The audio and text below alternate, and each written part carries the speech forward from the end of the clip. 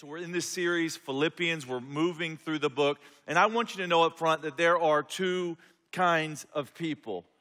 All right, there's two kinds of people. Even here, there's two kinds of people. There are cat people and there are dog people. All right? Okay, so how many of you are dog people? Raise your hand if you're dog people. Okay, good. There's some dog people. Good. How many of you are cat people? Raise your hand. Okay.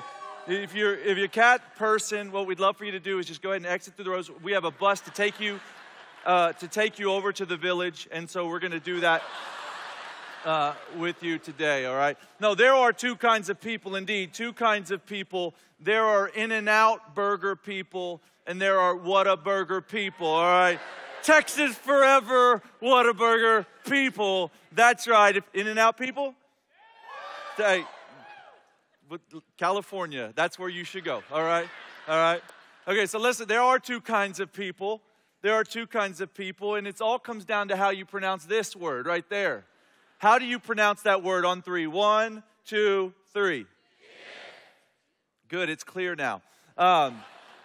Okay, and so here's the deal. I know some of you are like, but the acronym and the word starts with a G. But the inventor of the word says that, or the acronym says that it is indeed pronounced Jif, like the peanut butter. It's solved now. It's Jif with like a J sound, all right? And so there are indeed two kinds of people here today. There are those of you who set your alarm and you get up when it rings. And then there are those of you who set multiple alarms for some reason, all right? Every 5 minutes, every 15 minutes, every 2 minutes. Hey, why do you do that? Stop that.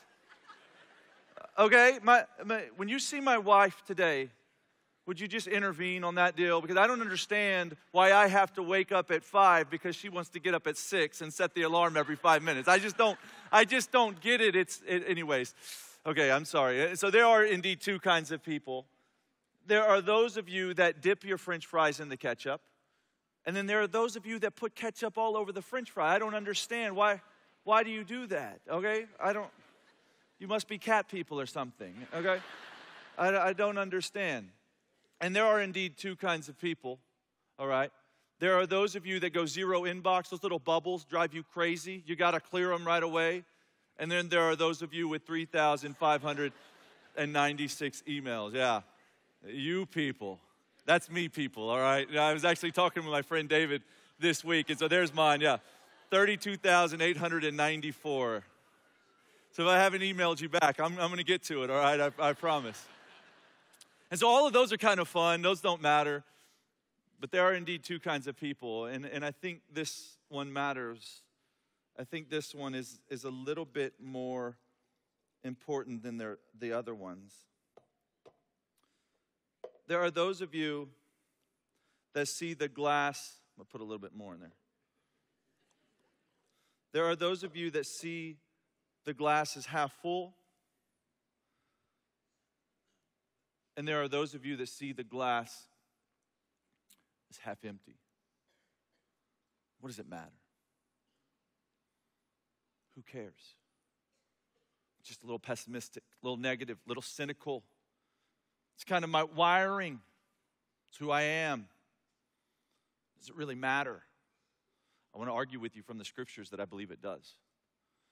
That there is something about understanding the resurrected Jesus Christ that labels our lives with optimism, a hopeful outlook, believing the best about the future because we know the end game. And so as we move through this series in Philippians, I want to talk about gospel-driven optimism. And here's the deal. Optimism feels like a neutered term. It feels like who cares? Like what does that really matter? Think happy thoughts or good vibes. You know, what is it really? Optimism and the gospel, is that really important? I think it is. I think it's more than just a personality type. And I know if you may be skeptical right now, if you are bent towards cynicism, you may be thinking, what, is he coming at me with some self-help today? No, this isn't just self-help. I think it really matters. In fact, optimism is defined like this: hopefulness and confidence about the future. Well, when you put it like that, hopefulness and confidence about the future, that's a basic, fundamental belief of Christianity. Hopefulness, right? Believing the best about the future, confidence in what God is doing. And when you are optimistic in the midst of obstacles, you can appear foolish. The world might be tempted to think you're naive or even ignorant. And in fact, in a day of skepticism, so much negativity, more than I ever seen in my lifetime, I've read more than has ever been. You turn on the news, it's tragedy after tragedy, shooting after shooting, bombs after bombs, pointless racism.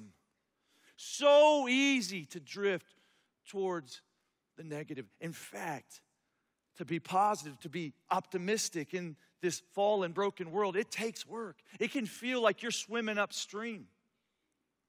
It can feel like you're going against the current because everybody at the water cooler wants to have a negative conversation. And if you're into that, man, instant friends. They'll pull you right in. In fact, they'll suck you in. They will pull you down. They will take you the way of the current of our culture. And when are we the most tempted toward a critical spirit? Well, it's when we feel like God has let us down, right? Something happens here. Something's been happening here. A long season of hurt. What are you doing? What are you doing up there? I don't understand. You're supposed to be good. You're supposed to be a good God.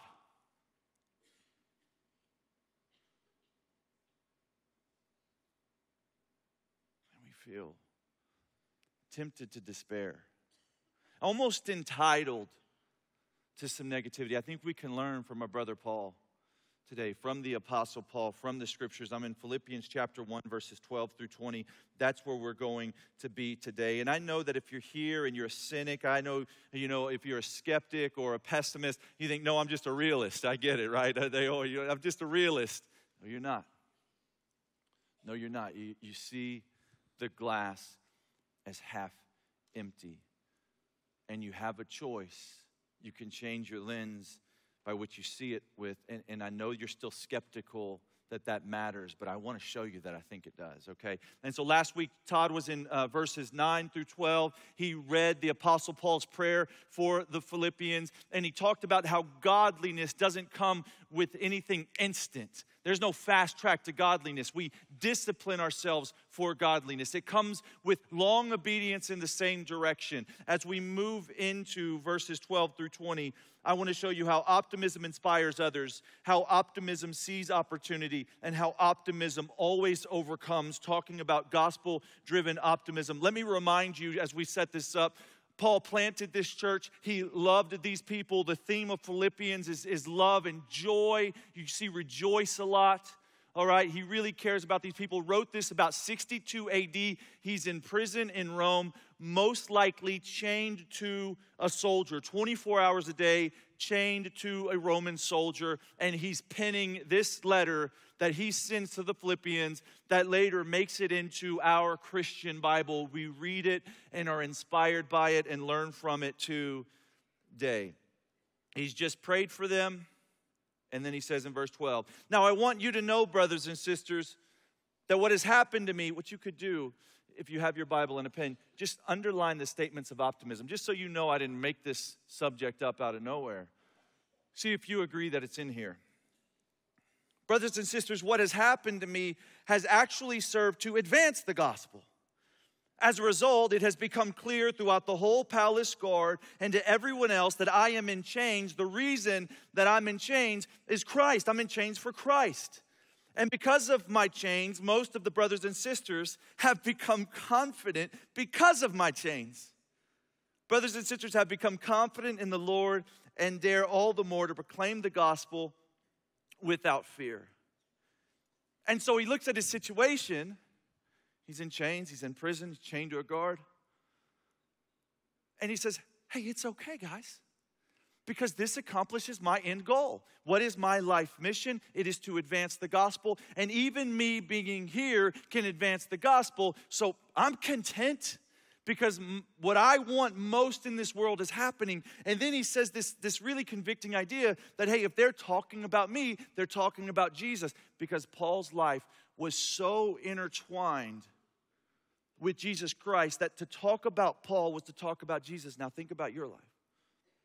If someone's talking about you, are they talking about Christ?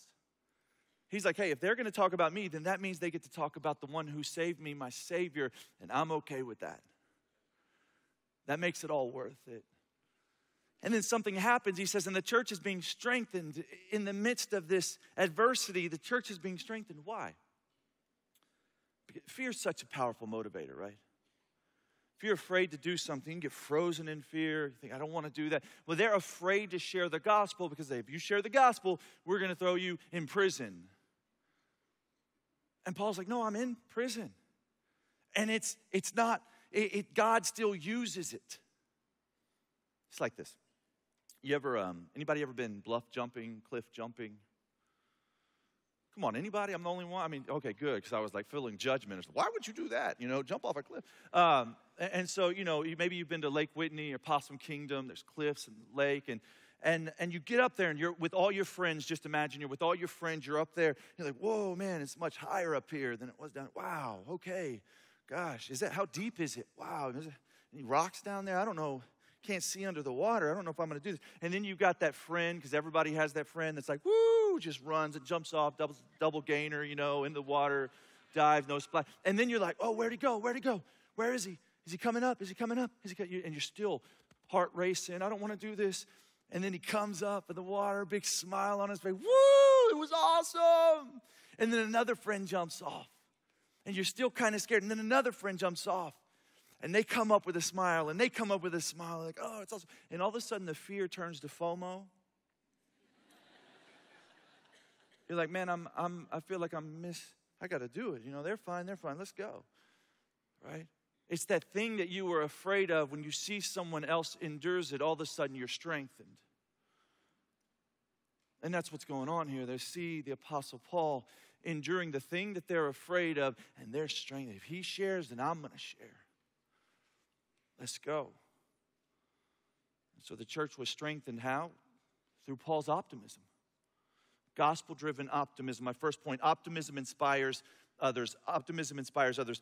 This is leadership 101, right? If you are leading others, if you are leading an organization, if someone is looking to you for leadership, you need to know that optimism inspires others. In fact, there's an article put out by the Harvard Business Review called Primal Leadership.